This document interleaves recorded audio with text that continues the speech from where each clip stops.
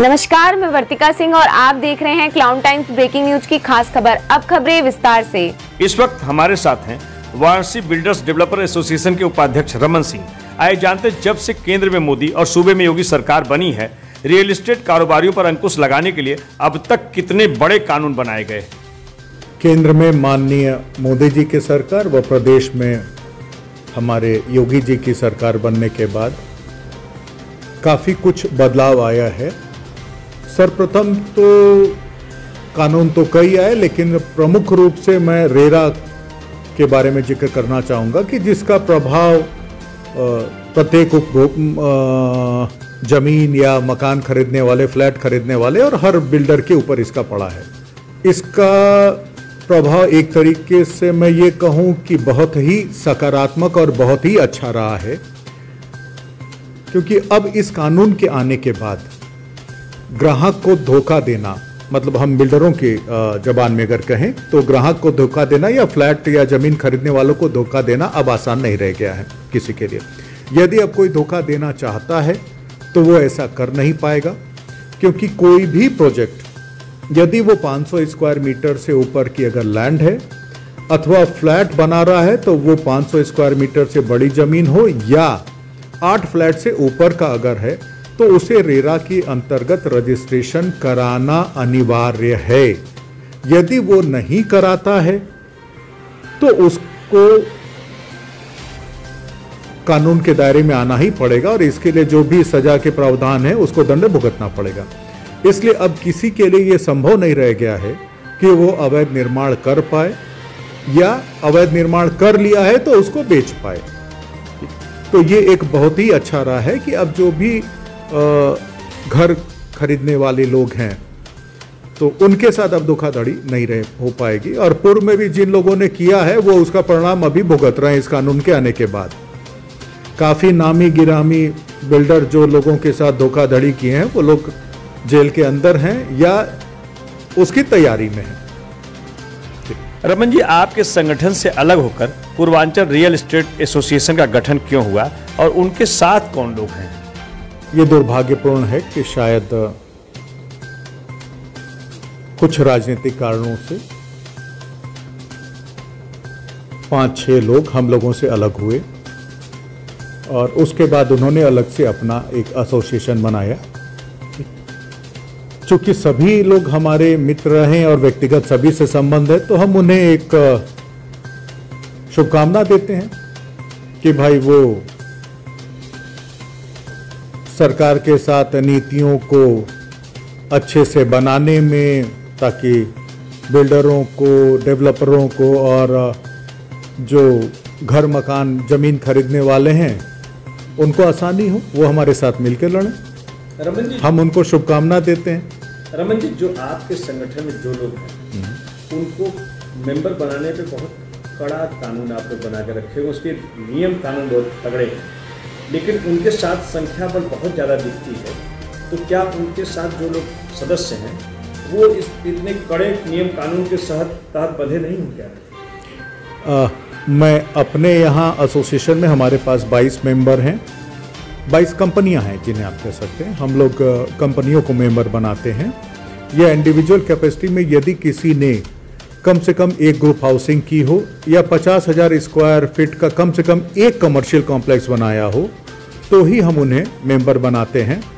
तो यदि किसी ने इंडिविजुअल कैपेसिटी में बनाया तो भी मेंबर बना सकते हैं। अमूमन हमारे यहाँ सारी कंपनियां ही हैं और हमारे यहाँ थोड़ा सा शुरू से ही एक इस मामले में काफ़ी कड़ाई और सतर्कता बरती गई है कि कोई गलत व्यक्ति मेंबर बन के एसोसिएशन का फ़ायदा ना उठा सके। उसमें एक एफिडेविट हम लोग लेते हैं कि जो सज्जन बन रहे हैं या जो कंपनी बन रही है उनके एमडी या डायरेक्टर्स के खिलाफ कोई भी आपराधिक मुकदमा ना हो। कम से कम उन्होंने एक ग्रुप हाउसिंग बनाई हो, ना कि छोटे मोटे कुछ भी हो, और या 50,000 स्क्वायर फीट से कम का मतलब से ज़्यादा का कोई कमर्शियल कॉम्प्लेक्स बनाया हो या 50,000 स्क्वायर फीट से ज़्यादा का कोई भी डेवलप्ड किया हुआ लेआउट सैंक्शन कॉलोनी बनाई हो। तो ये सब हमारे यहाँ क्राइटेरिया आज भी वही चली आ रही हैं। अब उनके यहाँ क्या क्राइटेरिया मैं नहीं जानता, इस बारे में मुझे कोई जानकारी नहीं है। प्रधानमंत्री मोदी के आवास योजना में आपके एसोसिएशन ने अब तक क्यों पहल नहीं किया है? ये कहना उचित नहीं होगा कि हम लोगों ने कोई पहल नहीं किया प्रधानमंत्री आवास योजना में। देखिए, सीधा तौर पे हमने नहीं बनाया, ठीक है, लेकिन हमारी जो भी ग्रुप हाउसिंग या कमर्शियल या जो भी होते हैं उसमें एक शुल्क लगता है, शेल्टर फीस, जो LIG या EWS निर्माण हमें करना होता है। उस यदि हम नहीं बना रहे हैं तो उसके एवज में हम वो शुल्क जमा करते हैं, और वो शुल्क हम जमा करते आ रहे हैं, क्योंकि LIG या EWS जो आवास बनाने होते हैं उसके लिए क्राइटेरिया अभी तक व्यवहारिक नहीं थी, क्योंकि उन्हें 1 किलोमीटर की परिधि में ही बनाना पड़ता था। यदि हम सिगरा पे बनाने जा रहे हैं तो 1 किलोमीटर की परिधि में हम और कहाँ से जमीन लेके आए। तो इसके लिए सरकार ने एक रास्ता निकाला था कि आप उसके लिए शेल्टर फीस एक जमा कर दें, तो लगभग सारे बिल्डरों ने वो जमा किया। वो EWS और LIG बनाने के लिए ही था, तो सीधे हमने न बना के हमने वो शुल्क दिया है सरकार को, ठीक। और बाद में प्रधानमंत्री आवास योजना में जो आप कह सकते हैं कि अफोर्डेबल हाउसिंग की जो स्कीम थी वो अव्यवहारिक थी। हम लोगों ने इस पे काफ़ी सुझाव दिए और काफ़ी दिनों तक हम लोग इस पे लड़ते रहे, और सौभाग्य से अभी 15-20 दिनों पहले ही माननीय मुख्यमंत्री जी ने इसको संज्ञान में लिया और इस बात से पूरी तरीके से सहमत थे कि जो सुझाव आए हैं वो बहुत अच्छे हैं, और उन्होंने कैबिनेट में इसको पास किया। और हम लोग उम्मीद कर रहे हैं कि अगले 10-15 दिनों में जो नई पॉलिसी अफोर्डेबल हाउसिंग के लिए बनाएगी वो आ जाएगी, और हम लोग सक्रिय रूप से इसमें भाग लेंगे। और वास्तव में अब प्रधानमंत्री की सबको आवास योजना का फायदा पहुंचना शुरू होगा। उपाध्यक्ष महोदय, जब से यूपी में योगी सरकार बनी है, जीरो टॉलरेंस की बात की जा रही है। बावजूद इसके प्रधानमंत्री मोदी के स्मार्ट सिटी बनारस में अवैध बिल्डरों का कारोबार धड़ल्ले से चल रहा है। अब तो कई नामी बिल्डरों पर कई आपराधिक मुकदमे भी कायम हो चुके हैं।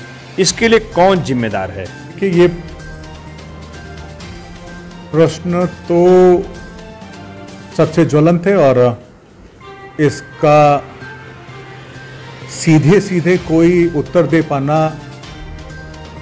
बड़ा मुश्किल है, लेकिन इसमें दोनों ही दोषी हैं। जो लोग अवैध निर्माण कर रहे हैं वो भी, और इसके लिए जिम्मेदार जो विभाग है उसके जो कर्मचारीगण हैं, खास तौर पर नीचे के स्तर के जो कर्मचारीगण हैं, ये लोग जिम्मेदार हैं। क्योंकि कोई भी जो अवैध निर्माण करता है वो ऐसा नहीं कि कहीं उसने किसी फैक्ट्री में बना लिया और क्रेन से लाके रातों रात रख दिया। वो तो किसी भी सड़क पे चलते समय देखा जा सकता है कि वो निर्माण अवैध हो रहा है या अवैध हो रहा है। और इस पे सरकार की उच्च स्तर से तो काफी अंकुश लगाया गया, नियम बनाए गए, जिसका परिणाम है कि अवैध निर्माण कराने वाले इस समय मुश्किल में हैं। और